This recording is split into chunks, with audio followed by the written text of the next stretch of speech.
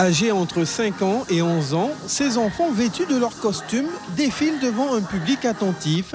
Certains participent pour la première fois à une élection de la mini-reine et du mini-roi du carnaval. Le monde de la forêt guyanaise est le thème qui a laissé libre cours à l'imagination des parents. Les parents ont fait preuve d'ingéniosité. Il y a eu cet esprit où il fallait chercher les objets dans le jardin, dans la cour, sur la plage. Oui, il y a eu vraiment cette partie apport du végétal.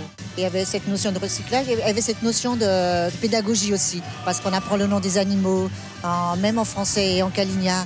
Et les enfants, en fait, ils ont appris des choses à l'école, et c'est ces choses qu'ils ont apprises qu'ils ont retransposées dans ce concours. Chaque candidat dévoile le charme de leur création, rendant le choix difficile au jury, à qui reviendra la lourde tâche de désigner le couple royal. On reconnaît que les jurys avaient du mal. Qu'est-ce qui était important de mettre en avant ? Bien évidemment, la notion d'originalité, de créativité, de recherche et surtout le fait que c'est des enfants. Et je pense qu'il y a eu tout un travail de sensibilisation, d'information. Et je pense aussi qu'il y a eu une très forte mobilisation des parents qui les ont accompagnés, donc une forte participation. Je pense que tout ça, il fallait quand même y ajouter un peu de bon sens. Le groupe Ayaben, présent pour l'occasion, anime la salle polyvalente, tandis que le public a déjà fait son pronostic.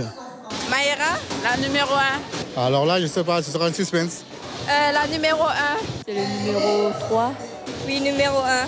Le jury a décidé que ce serait Tom Bradley avec sa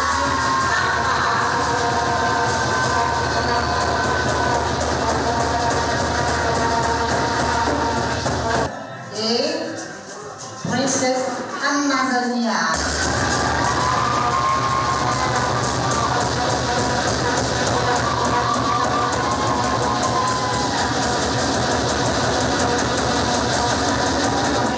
Après une délibération difficile du jury, c'est Tom Bradley, représentant le Hara, qui portera la couronne du mini-roi.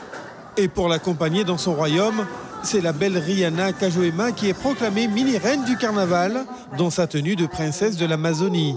Tous deux font la fierté des parents qui ont contribué à leur couronnement.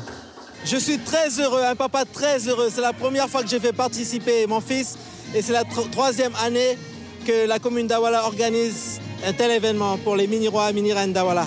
Je suis content, son père, Kajoema, je suis vraiment fier. Je suis heureux pour ma fille, pour Rihanna, pour sa mère, pour sa famille aussi.